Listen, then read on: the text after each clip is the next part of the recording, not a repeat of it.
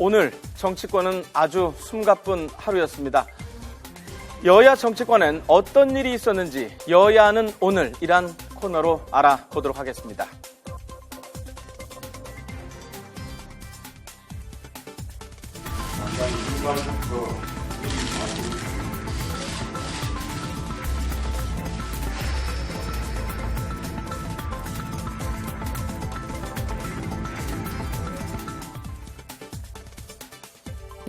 먼저 오늘 정치권을 가장 뜨겁게 달궜던 동교동교회 좌장 권노갑 상임고문의 더불어민주당 탈당 소식부터 짚어보겠습니다.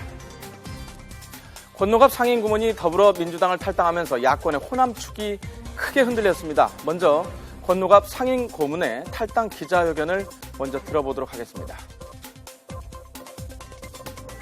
저는 오늘 참담한 마음으로 이 자리에 섰습니다. 저는 60년 가까운 정치 인생에서 처음으로 몸을 담았던 당을 스스로 떠납니다. 연이은 선거 패배에도 책임을 질 줄 모르는 정당, 너그러운 포용과 화합을 이루지 못한 정당, 정권 교체의 희망과 믿음을 주지 못하는 정당으로는 더 이상 희망이 없다는 확신과 양심 때문에 행동하는 것입니다. 저는 앞으로 제대로 된 야당을 부활시키고 정권 교체를 성공시키기 위한 길에 미력 하나마 혼신의 힘을 보태겠습니다. 60년 정치 인생에서 처음으로 스스로 당을 떠난다. 권 고문은 당 지도부의 폐쇄적인 당 운영과 배타성을 꼬집으면서 문재인 대표를 정면으로 비판했는데요. 그렇지만 문재인 대표 계속되는 탈당에 아마도 굳은 살이 생긴 모양입니다. 권노갑 상임고문의 탈당 선언과 같은 시각에 문재인 대표는 열린 인재 영입 7호 양향자 삼성전자 상무의 영입 기자회견을 가졌습니다. 지금 우리 당에서 일어나고 있는 그 탈당의 움직임들은 무척 아픕니다. 그러나 지금 이렇게 새로운 영입들 또 10만 명에 가까운 온라인 입당자들은 우리 당의 새로운 희망입니다. 떠날 사람은 떠나고 새 사람은 들어오고 상당히 아이러니하지만은 어느덧 야당에 익숙해진 풍경이 아닐 수 없습니다. 권노갑 상임 고문이 탈당하고 조만간 박지원 의원 역시 탈당 후에 무소속 출마가 예고되고 있는데요. 결국 더불어민주당에서 호남이 다 빠지게 되는 상황입니다. 호남이 빠진 제1야당, 팥없는 찐빵이 되는 걸까요? 호남 민심뿐만이 아니라 이런 호남 민심이 수도권에도 상당한 영향을 줄 수 있다고 저는 생각을 합니다. 기본적으로. 그렇다면 더불어민주당이 일단 호남을 기반을 했던 점이 분명히 있었는데 이제 기반이 무너진다고 봐야 되는 것이고, 그렇다면 더불어민주당의 문재인 대표가 아직도 좀 아니라는 생각을 좀 하지 않느냐. 선대위 구성도 뭐 조기에 구성한다고 했으나 아직도 특별하게 얘기가 나오지 않고 있고 말이죠. 일단 여러 가지 인재 영입을 한다고 합니다만 구심력보다는 원심력이 지금 증가되는 그런 상황이기 때문에 아무튼 전반적인 야권의 무게의 축은 특히 호남은 지금 국민의당 쪽으로 쏠리는 것만은 분명히 보입니다. 회자 정리, 거자 필반, 불전에 나오는 말인데요. 만나는 사람은 반드시 헤어지게 되고 떠난 자는 반드시 돌아온다, 이런 말입니다. 탈당과 새로운 인사의 영입이 이어지고 있는 제1야당의 풍경과 어울리는 고사성어가 아닐까 싶습니다. 과연 4월 총선에서 두 개로 갈라진 야당이 과연 어떤 운명을 맞이하게 될지 돌고 도는 인연의 결말이 궁금해집니다.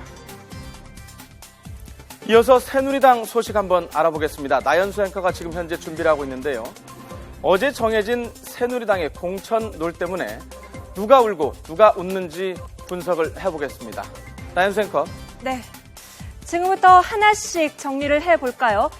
김행은 웃고 안대희는 울었다. 무슨 말일까요? 새누리당이 20대 총선의 공천 룰을 최종 확정하면서 이 총선 출마자들의 희비가 엇갈리고 있습니다. 자세히 들여다보죠. 새누리당은 이번 총선을 상향식 공천으로 치르겠다고 발표했는데요. 상향식 공천제랑 정당의 당원, 국민 등 유권자가 직접 경선에 참여해 당의 선거 후보자를 추천하는 것을 말합니다. 특히 눈여겨봐야 할 것은 여성과 정치 신인에게 가산점을 주고 이 가산점이 결선 투표에서도 적용된다는 점입니다. 실제 여성과 정치 신인의 경우 현역 국회의원이나 지역 정치인과의 경선에서 이기기 어려운 게 현실이었습니다. 하지만 가산점을 준다면 이런 약점을 극복할 수도 있습니다. 이번에 결정된 새누리당의 최종 공천룰에 따른 가산점 부여 기준입니다. 한번 볼까요? 정치 신인에게 10%, 그리고 여성과 장애인 신인 후보자에게 20%, 청년 후보자에게도 20%의 가산점이 부여가 됩니다. 이런 공천룰, 즉 부여 기준에 따라서 가산점을 받고 혹은 못 받는 출마자들의 표정이 갈리게 된 겁니다. 새누리당은 정치 신인의 기준에 대해서도 확정을 지었는데요. 정치 신인이 아닌 사람을 한번 볼까요?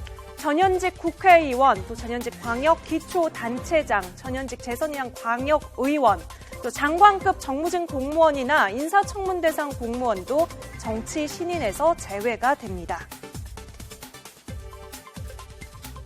네. 안대희 전 대법관 입장에서는 좀 아쉽겠는데요. 안대희 전 대법관은 총리 후보 지명 6일 만에 사퇴하면서 인사청문 대상 공무원이라서 정치 신인 가산점을 받지 못하게 됩니다. 총리 후보에 올라 인사청문 대상 공무원이었기 때문에 정치 신인 가산점 10%를 못 받게 된 겁니다. 반면 김행 전 청와대 대변인, 이번 룰의 최대 수혜자라고 할 수 있을 겁니다. 여성 10%, 정치 신인 10%, 총 20%의 가산점을 받아서 최대 수혜자가 됐습니다. 자, 이번 공천룰은 친박과 비박의 주장 모두가 상당 부분 반영돼서 계파 간 이해관계를 절충한 것이라는 평가가 나오고 있습니다. 친박, 비박, 또 진박까지 말 그대로 박 터졌던 새누리당 공천룰이 일단락 지어진 건데요. 하지만 계파 공방은 이제부터라는 전망도 나오고 있어서 향후 상향식 공천 과정에서 어떤 일이 벌어질지 지켜봐야겠습니다. 지금까지 여야는 오늘이었습니다.